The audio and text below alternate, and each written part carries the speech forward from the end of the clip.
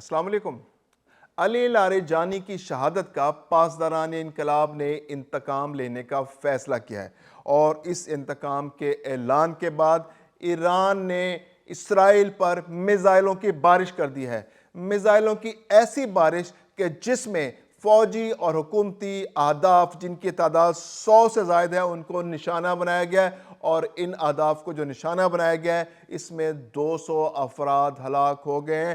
یہ ایک بہت بڑی ڈیولپمنٹ ہے۔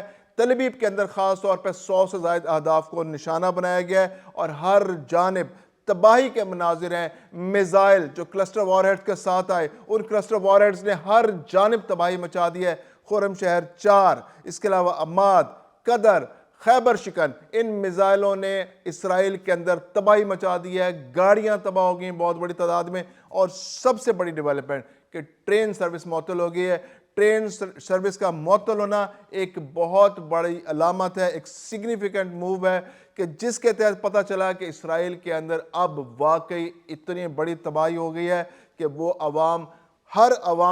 ہر آدمی متاثر ہو رہا ہے۔ وہاں پر خوف و ہراس پھیلا ہوا ہے، لوگوں کو اپنے مستقبل کے بارے میں کچھ معلوم نہیں ہے کہ آنے والے دنوں میں کیا ہو رہا ہے۔ ایران نے جس طرح سے تباہی مچائی ہے، اور ایران نے جو بتایا تھا کہ ابھی تک تو صرف 10 سال پرانے میزائل استعمال ہوئے ہیں، وہ میزائل تو ابھی استعمال ہی نہیں ہوئے کہ جو جدید ٹیکنالوجی استعمال کرتے ہوئے بنائے گئے ہیں، اور خاص طور پر جون 2025 کے بعد بنائے ہوئے جو میزائل ہیں ان میں سے تو اب تک کوئی استعمال نہیں ہوا۔ اور امریکہ نے جو دھمکیاں دی ہیں کہ ایٹمی حملہ کیا جائے گا، تو ایٹمی حملے کا جواب دینے کے لیے بھی ایران نے کہا ہے کہ وہ ہر حملے کے لیے تیار ہے، اور ہر حملے کا اس سے بڑھ کر جواب دے گا۔ اور اگر امریکہ ایٹمی حملہ کرے گا تو امریکہ کو پچھتاوے کا سامنا کرنا پڑے گا، کیونکہ امریکہ اور اس کے مفادات پر اتنا شدید حملہ کیا جائے گا کہ وہ امریکہ برداشت نہیں کر پائے گا۔ اس کے علاوہ جو مجتبیٰ خامنائی ہیں انہوں نے ایک میسج دیا ہے، اور انہوں نے کہا ہے کہ امریکہ کے ساتھ بالکل نرمی برتی نہیں جائے گی۔ جو شرائط امریکہ پیش کر رہا ہے مذاکرات کے لیے وہ ایران کو کسی صورت قبول نہیں ہے۔ ایران اپنی جو اپنی خود مختاری ہے اس پہ کوئی کمپرومائز نہیں کرے گا، اور اس کے امریکہ اور اسرائیل کو ہر صورت شکست دینا ہوگی۔ ایران امریکہ اور اسرائیل کو شکست دے گا، اور یہ جنگ جاری رہے گی، اور اس وقت تک جاری رہے گی جب تک امریکہ ایران کے نقصانات کا ازالہ نہیں کرتا۔ اس کو ہرجانہ ادا کرنا پڑے گا، اس کو معافی مانگنی پڑے گی، اس کو اپنی غلطی کا ادراک کرنا پڑے گا، اس کو اس غلطی کا اعلان کرنا پڑے گا کہ اس نے ایک غلط جنگ شروع کی۔ ایران خطرہ نہیں تھا دنیا کے لیے، اور بلا وجہ امریکہ اور اسرائیل نے ایران پر حملہ کر کے اپنے سیاسی اور مقاصد حاصل کرنے کی کوشش کی ہے۔ یہ بہت کلیئر میسج ہے جو رہبر اعظم جو ایران کے ہیں، جو سپریم کمانڈر ہیں، ان کی جانب سے کلیئر میسج آیا ہے کہ ایران کسی صورت اسرائیل اور امریکہ کے سامنے جھکنے کے لیے تیار نہیں ہے، اور انہیں کسی ایسے مذاکرات کی ضرورت نہیں ہے کہ جس کے مندرجات صرف اور صرف امریکی مفادات کو سرو کرتے ہوں، ان کے انٹرسٹ کو سرو کرتے ہوں، اور اس میں ایران کے لیے کچھ بھی نہ ہو۔ جب تک ایران کو ہرجانہ نہیں ادا کیا جائے گا، اس کے نقصانات کا ازالہ نہیں کیا جائے گا، امریکہ کی جانب سے معافی نہیں مانگی جائے گی، کسی قسم کے مذاکرات کی کوئی اہمیت نہیں ہوگی۔ اس کے علاوہ ایران کی جانب سے خلیجی ممالک پر امریکی جو مفادات ہیں ان پر بہت شدید حملے ہو رہے ہیں، اور اس میں قطر، عراق، متحدہ عرب امارات میں امریکی اڈوں پر میزائلوں کی بارش کی گئی ہے۔ اس کے علاوہ ڈرون حملے بھی کیے گئے ہیں۔ بغداد میں امریکی سفارتخانے پر ایک بار پھر ڈرون حملہ ہوا ہے، اور امریکی سفارتخانہ اس بار تو کافی حد تک تباہ ہو چکا ہے۔ پہلے بھی امریکی سفارتخانے پر حملہ کیا گیا تھا، اس میں شدید نقصان ہوا تھا، اور اس بار نقصان پہلے سے بھی زیادہ ہوا ہے۔ اور اس کے اندر جو ہے آبنائے ہرمز کے اندر بھی 5000 سے زائد 5000 پاؤنڈ وزنی بم گرائے گئے۔ یہ ایک بہت بڑی ڈیولپمنٹ ہے۔ خلیجی ممالک میں خوف و ہراس پایا جاتا ہے۔ خلیجی ممالک اس جنگ کے اندر امریکہ کی وجہ سے بری طرح پھنس چکے ہیں۔ امریکی انٹرسٹ کی وجہ سے ایک ایسی جنگ مسلط کر دی گئی ہے جو ایران پر تو حملہ کیا ہی گیا ہے، ایران میں نقصانات بے تحاشا ہوئے ہیں۔ امریکہ کہہ رہا ہے کہ وہ بہت تیزی سے اپنے اہداف حاصل کر رہا ہے۔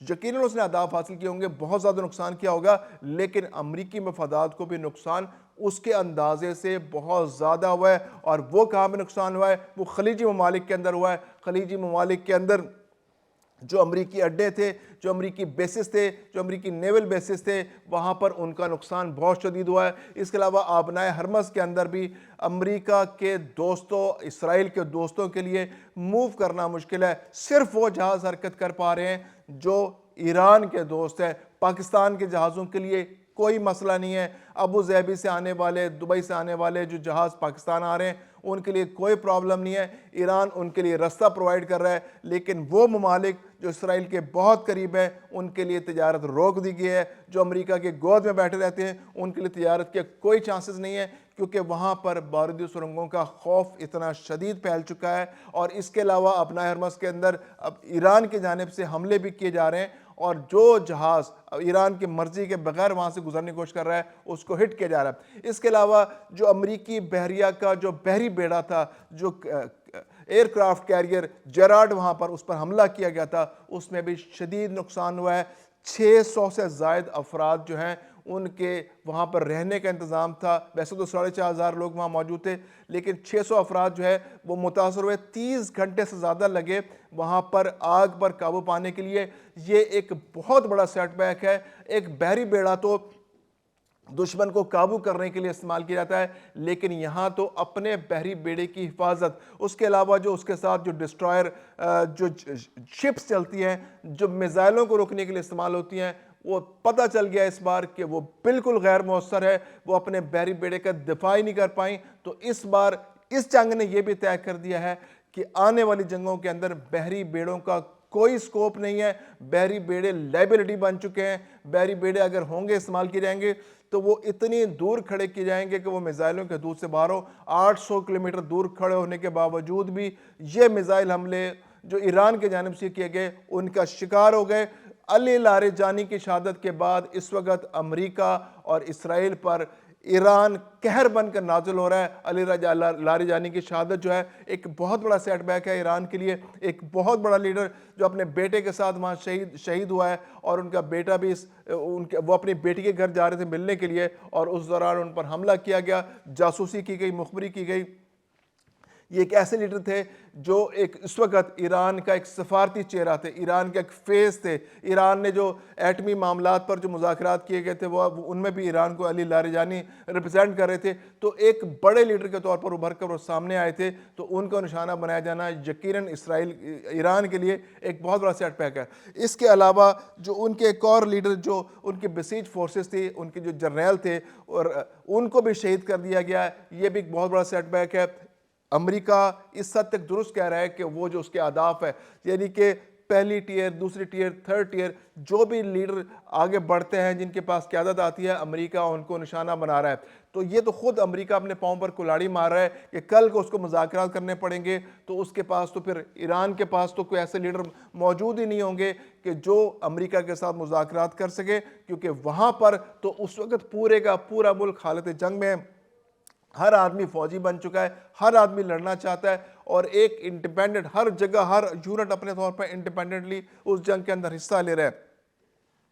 تو امریکی مفادات جو ہیں ان کو ہٹ کیا جا رہا ہے۔ گلف کنٹریز کے اندر ایک بہت بڑی ڈیولپمنٹ ہوئی ہے کہ متحدہ عرب امارات میں جو آنے والے دنوں میں عید ہونے جا رہی ہے، اس کے بارے میں اعلان کیا گیا ہے کہ عید کھلی جگہ پر ادا نہیں کی جائے گی، کیونکہ ڈرون کا خطرہ ہے، حملوں کا خطرہ ہے، میزائلوں کا خطرہ ہے۔ تو مساجد کے اندر عید کی نماز ادا کی جائے گی، کسی کھلی جگہ پر عید کے اجتماعات منعقد نہیں کیے جائیں گے۔ یہ بہت بڑی ڈیولپمنٹ ہے۔ خلیجی ممالک کے اندر بہت ریئلائزیشن ہے کہ امریکہ کی اس جنگ نے پورے خطے کے امن کو تباہ کر دیا ہے۔ اسرائیل کے مفادات نے، اسرائیل کے جو ایکسپینشنزم کا شوق ہے، اس نے اس پورے خطے کے امن کو تباہ کر دیا ہے۔